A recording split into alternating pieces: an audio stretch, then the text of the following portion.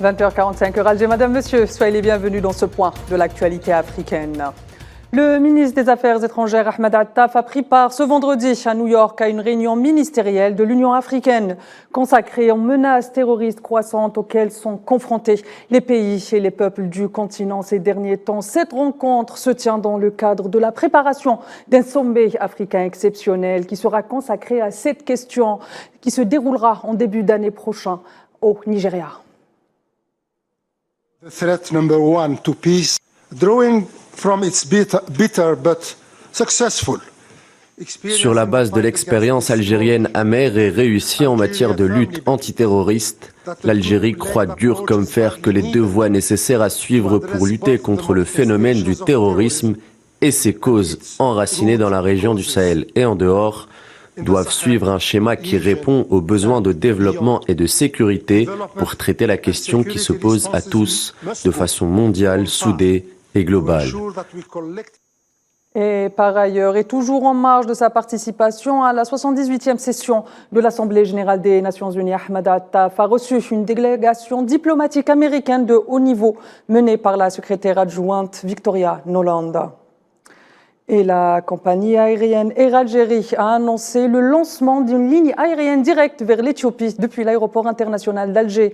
À raison de 2 vols par semaine, je vous propose d'écouter les responsables d'Air Algérie et d'Ethiopian Airlines.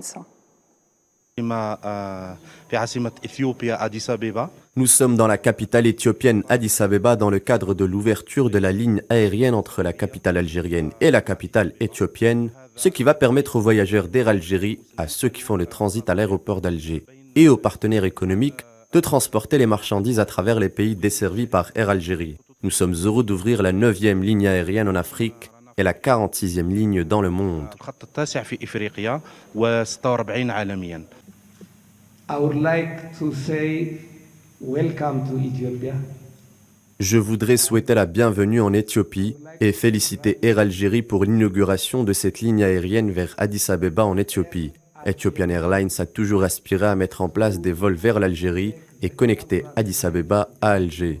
Mais aujourd'hui, Air Algérie a inauguré le premier vol qui va connecter les deux capitales. C'est un grand jour pour nos deux pays. Cela va booster les relations entre nos deux nations. L'ambassadeur éthiopien en Algérie s'est également exprimé à cette occasion. Je vous propose de l'écouter. C'est un honneur pour moi d'être présent ici pour ce moment historique, ce vol inaugural entre les deux capitales les plus importantes d'Afrique, Alger et Addis Abeba. J'aimerais féliciter Air Algérie, le ministère des Transports et tous ceux qui ont œuvré pour l'ouverture de cette ligne. À noter qu'Air Algérie a également lancé une autre ligne aérienne vers le Cameroun avec une fréquence de 3 vols par semaine. Et l'Afrique, justement, est un chantier que l'Algérie aspire à investir. C'est là une des directoires prises par la diplomatie algérienne dans le continent en février dernier. Alger a annoncé l'octroi d'une enveloppe d'1 milliard de dollars destinée à promouvoir le développement et la lutte contre l'insécurité. Retour sur ces grands projets avec Safwan Ben Sabri. Sous la houlette du président de la République Abdelmajid Tebboune, l'Algérie aspire à réaffirmer sa présence sur le plan international par une diplomatie plus active, notamment en Afrique. L'Afrique, continent de tous les potentiels, reste un vaste chantier qui ne demande qu'à être investi.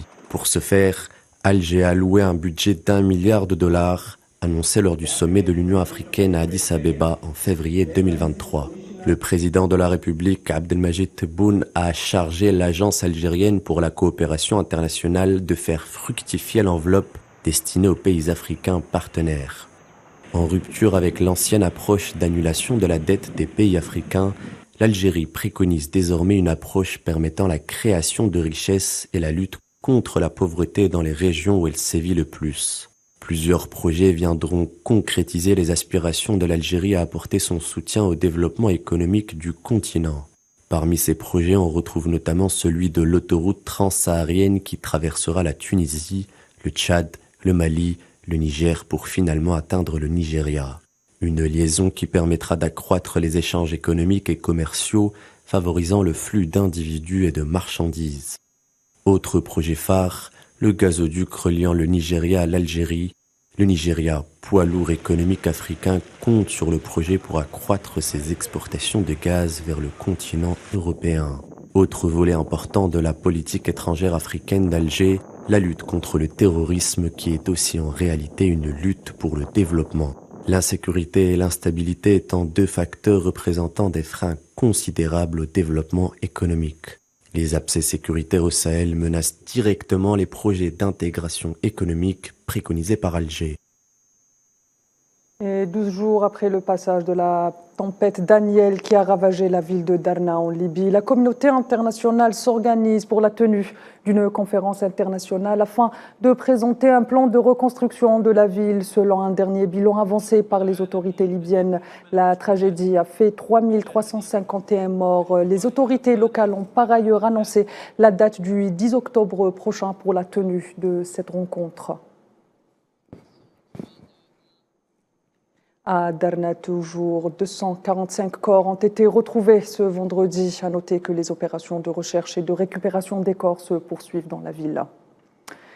Et la Commission européenne a annoncé ce vendredi qu'elle commencerait à débourser dans les prochains jours les fonds prévus dans le cadre de l'accord migratoire conclu au mois de juillet dernier avec la Tunisie et l'Union européenne. Cette aide de 127 millions d'euros à la Tunisie vient en appui du mémorandum d'entente et intervient quelques jours après une visite de la présidente de la Commission européenne, Ursula von der Leyen, sur l'île italienne de Lampedusa, une île qui, rappelons-le, connue un flux important de migrants en ce moment. La Commission annonce aujourd'hui une aide budgétaire de 60 millions d'euros pour la Tunisie et un paquet d'assistance opérationnelle en matière de migration d'un montant d'environ 67 millions d'euros qui seront déboursés dans les prochains jours, contractés et livrés rapidement. Au Ghana, au moins 9 personnes ont été tuées par balles et plusieurs autres blessées par un groupe d'inconnus armés ayant attaqué un convoi d'autocars dans la région du Haut-Ghana oriental, ont indiqué ce jeudi les autorités locales.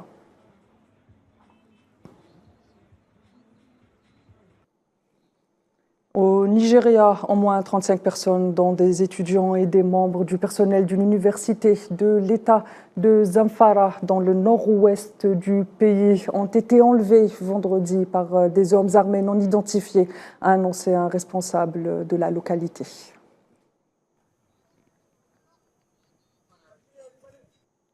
Madame, Monsieur, c'est ainsi que s'achève ce 24 heures Afrique. L'info continue sur l'ensemble de nos plateformes digitales. Excellente suite du programme sur Al 24 News.